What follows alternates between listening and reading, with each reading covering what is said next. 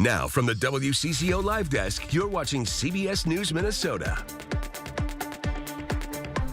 Good morning. I'm Maria Lizignoli. It's 10 o'clock live in the WCCO newsroom. Thanks for joining us at the Live Desk.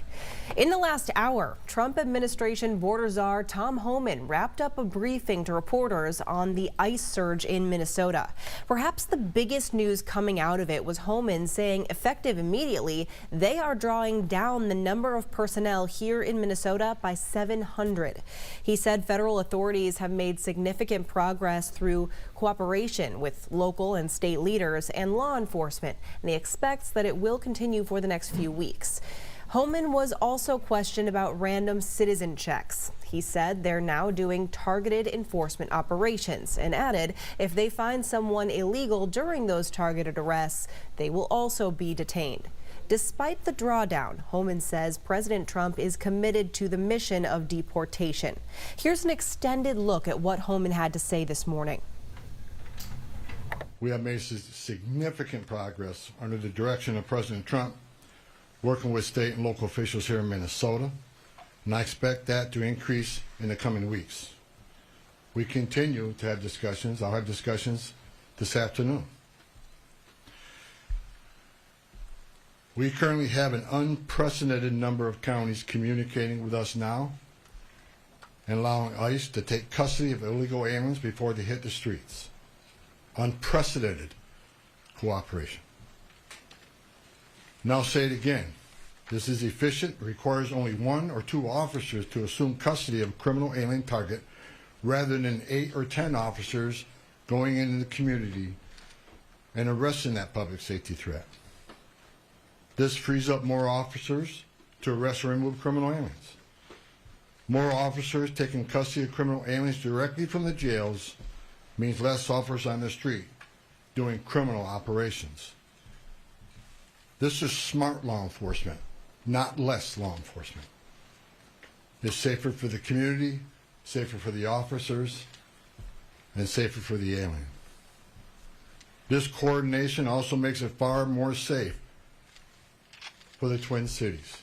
Arresting a public safety threat in the safety and security of a jail is the safest thing we could do. Further, less public safety risks are being released back into the communities, reduces recidivism, so local law enforcement can direct their limited resources to other public safety matters in their community. This is another priority of President Trump. The state prisons already cooperate with ICE on this coordinated transfer of custody, and we thank them for that partnership, and we plan to do more with them. I also want to reiterate and emphasize we are not requiring jails to hold people past their normal release time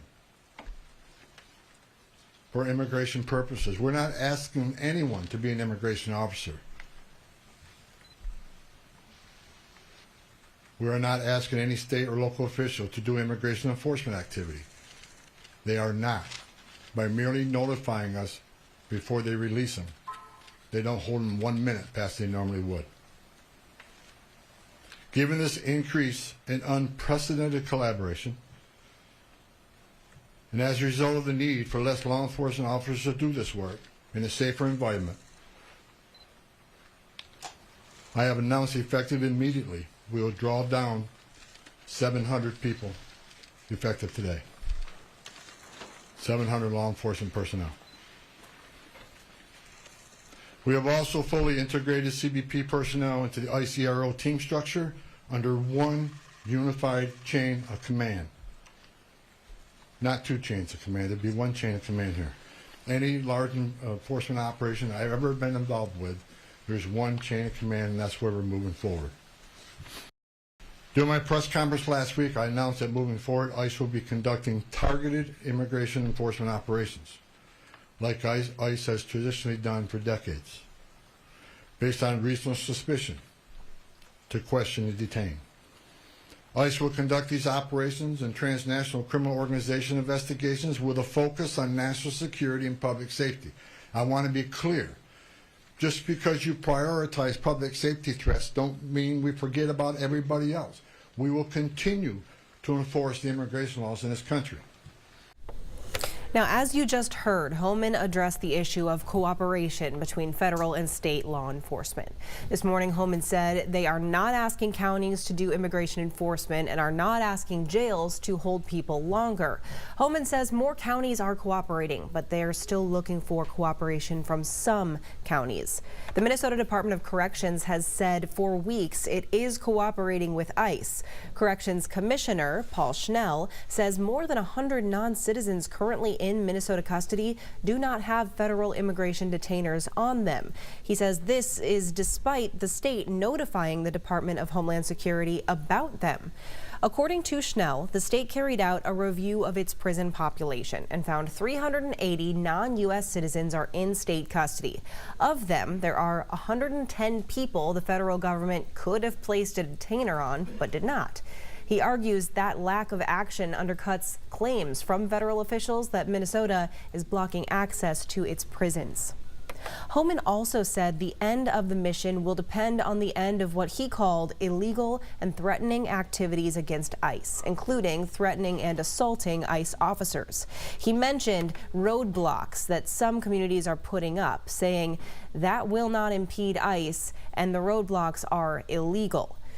Border Czar Homan addressed body cameras as well this morning. He says during efforts to improve operations, there was a gap found in officers wearing them, adding the plan is to deploy them nationwide, but the city of Minneapolis is a priority.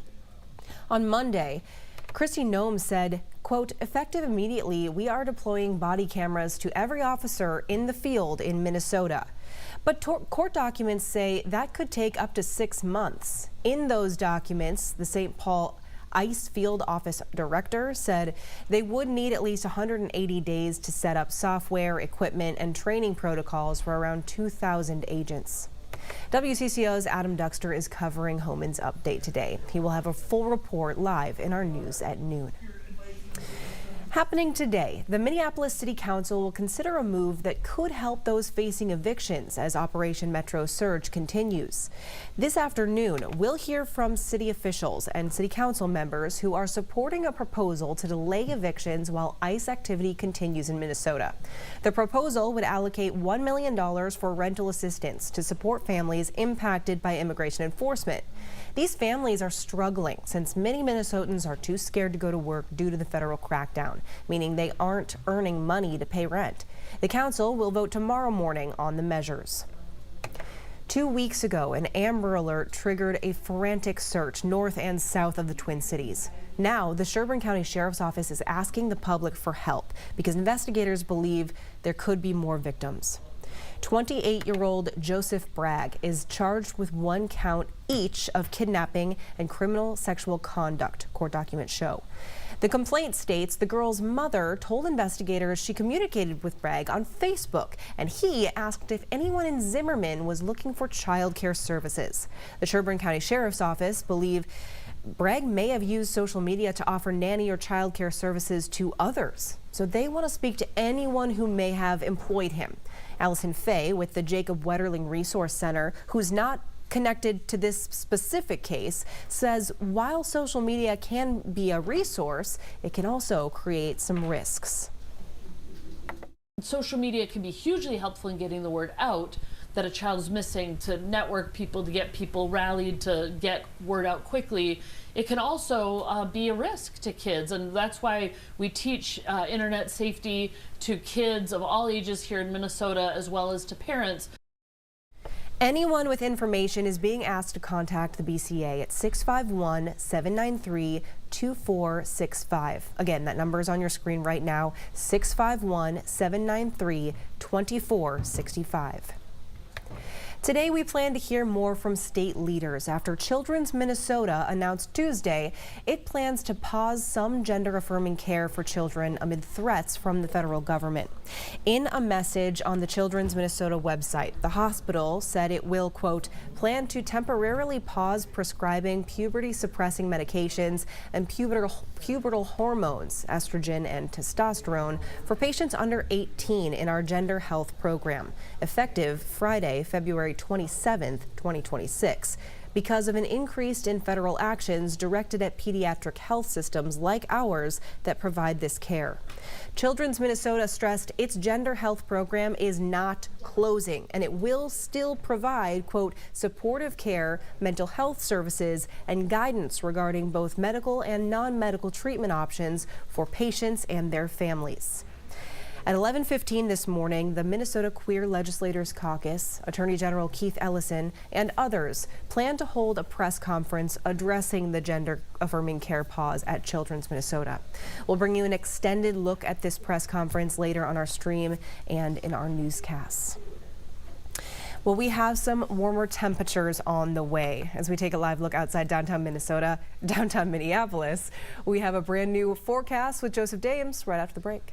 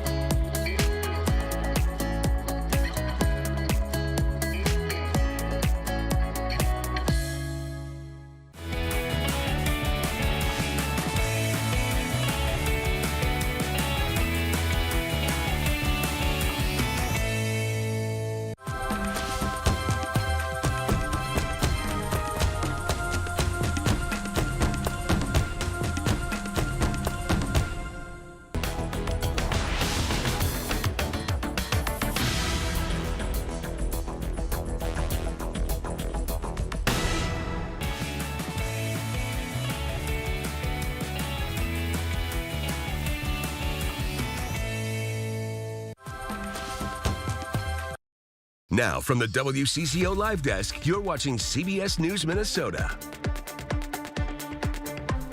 Welcome back to the Live Desk. Here is a live look outside downtown Minneapolis.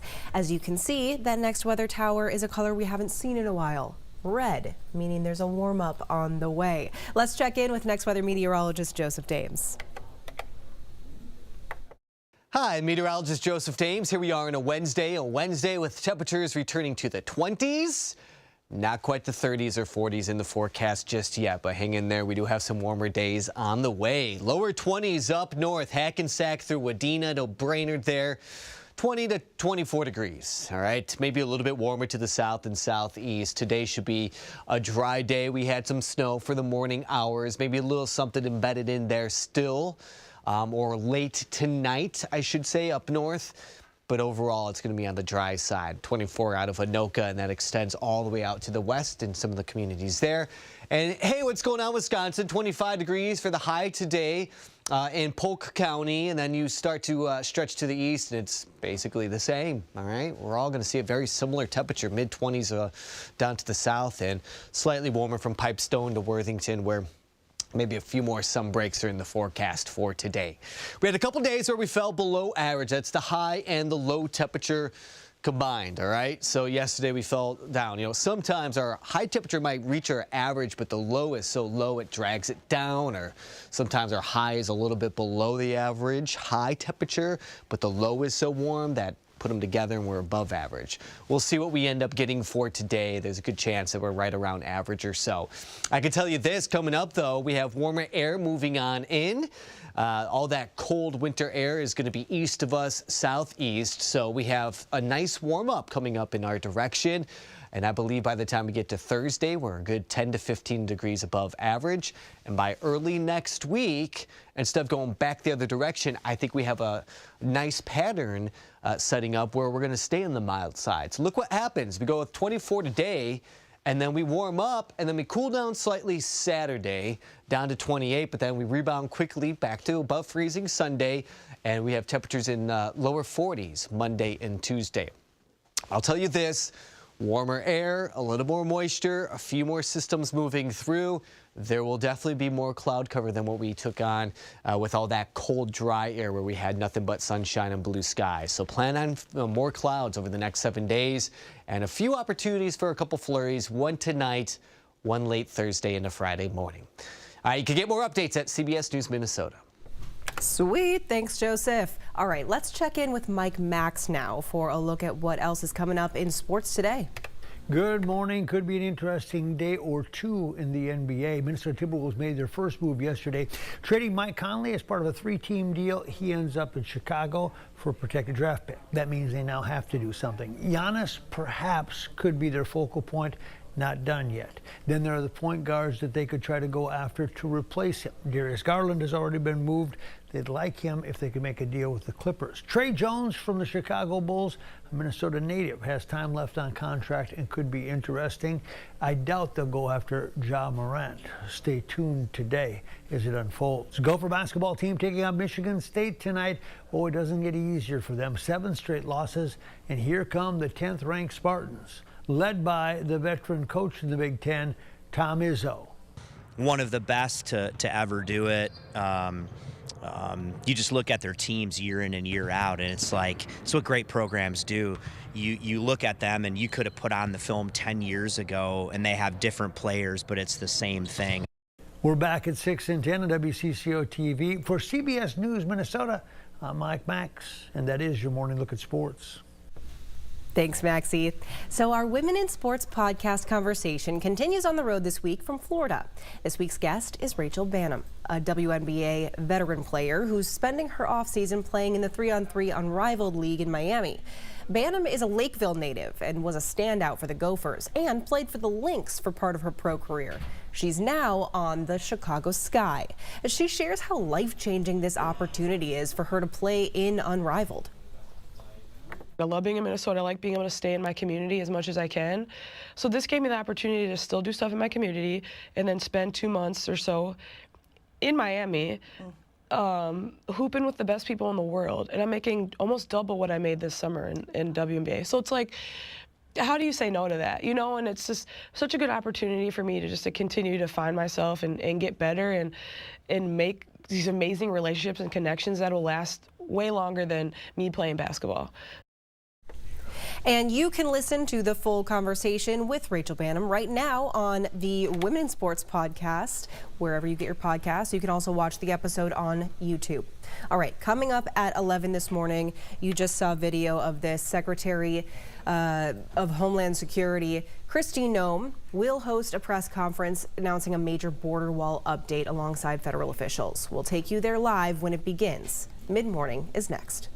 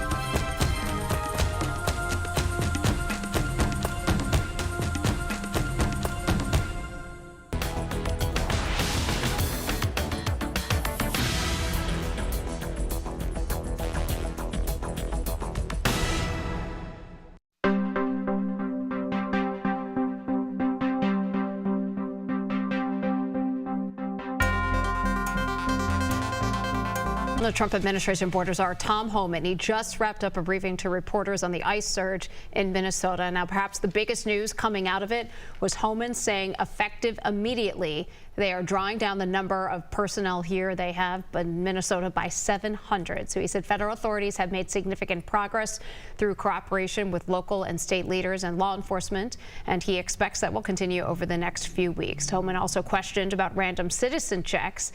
He said they are now doing targeted enforcement operations, but added if they find someone who is here illegally during those targeted arrests, that person will be detained. Now, despite this drawdown of federal agents, Homan says President Trump is committed to the mission of deportation.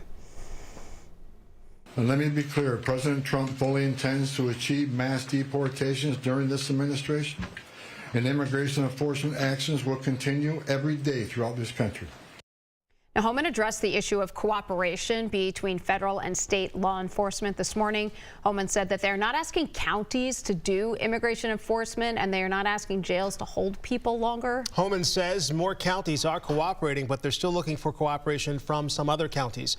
The Minnesota Department of Corrections has said for weeks it is cooperating with ICE. Corrections Commissioner Paul Schnell says more than 100 non-citizens currently in Minnesota custody do not have federal immigration detainers on them. This, he says, despite the state notifying the Department of Homeland Security about them. Homan also said the end of the mission will depend on the end of what he called illegal and threatening activities against ICE, including threatening and assaulting ICE officers. He specifically mentioned roadblocks that some communities are putting up, saying that will not impede ICE and that these roadblocks are illegal. You're being detained. Hey, what's your name, friend? Associated Press is reporting. The Associated Press reports this arrest happened yesterday morning in South Minneapolis.